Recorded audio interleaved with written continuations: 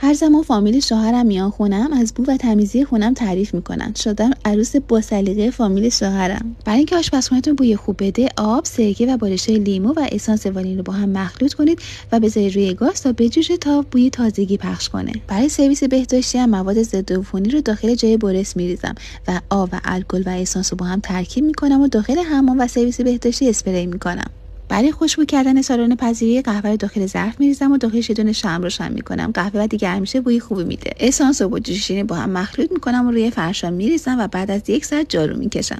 دوشک تخت رو با آب و یه قاشق غذاهای جوش شیرین و روغن استخوان خوشبو میکنم. برنج با روغن میخک با هم مخلوط میکنم، میذارم داخل کمد تا بوی خوب بده. جوش شیرین و اسانس دلخواه رو با هم مخلوط کنید و حوله ها رو باهاش بشورید تا بوی خوب بده. سرکه و روغن چای سبز با هم مخلوط کنید و آینه ها و شیشه های سرویس های بهداشتیتون رو باهاش تمیز کنید تا لکه هاش از بین بره و بوی خوب بده. روکش کوسن رو با جوش شیرین و اسانس دلخواه بشورید تا همیشه بوی تازگی بده.